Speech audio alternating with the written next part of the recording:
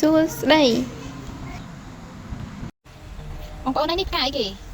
ដឹងផ្កាដឹងផ្លែនេះផ្កាអីគេចេះពលហើយដូចដើមវាដូចជាចម្លែកដឹងពលអត់ទេនេះ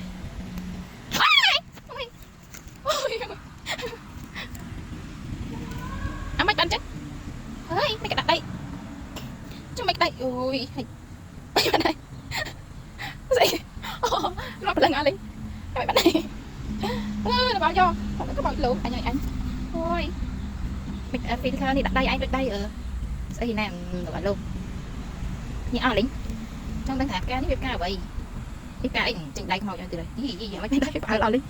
នេះចង់ចេញដៃទេញ៉ាំបានម្ដងទេគ្នាញ៉ាំទៀតទេអូយញ៉ាំជាមួយដៃខ្មោចមករូបបែបក្របស្វាយ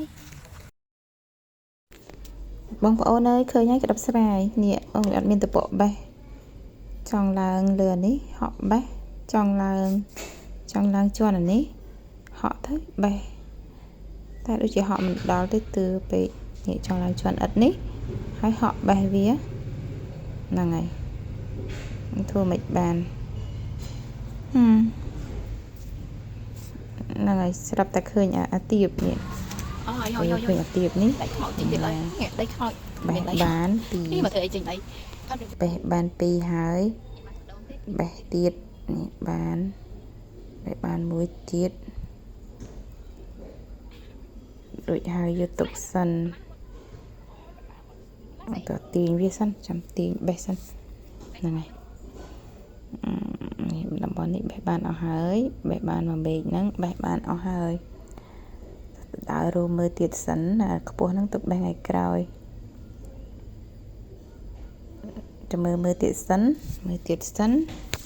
នេះមានទៀតអាទៀតមានបេះដល់ទៀតតែអត់ទាន់បេះចាំបេះថ្ងៃក្រោយហ្នឹងហើយនេះច្រើនអញ្ចឹងយើងក៏ប៉ិតអានេះក៏អត់ទាន់ដល់ពេលបេះទេវានៅក្តឹបអញ្ចឹងតែនាំគ្នាបេះហើយតែមានអាខ្លះចេញផ្កាបន្តទៀតនេះខ្លះក្តឹបប៉ុណ្ណឹងខ្លះមានចេញផ្កាបន្តអញ្ចឹងវាអាចយើងអានេះយើងនាំគ្នាបេះហូបក្តឹបអញ្ចឹងសិនទៅមានគេបេះច្រើនហើយតែវាមានច្រើនដើមអញ្ចឹងបេះអត់ងាយអស់ទេហ្នឹងហើយយើងបើសិនជាយើងយកទៅធ្វើបេះវាហើយយកទៅធ្វើជ្រក់បេះយកវាទៅធ្វើជ្រក់ហ្នឹងហើយយកបេះហើយយកចាក់មកមិនទេធ្វើជ្រក់គេធ្វើម៉េចគេដាំទឹកហើយគេដាក់គ្រឿងហើយដាំទឹកឲ្យពុះហើយយកវាទៅចាក់លាងឲ្យស្អាតហើយមិនបកសបកអីហើយយក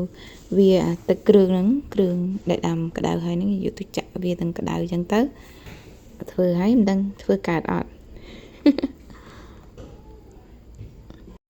អត់មានអីទេអស់ហើយបាយ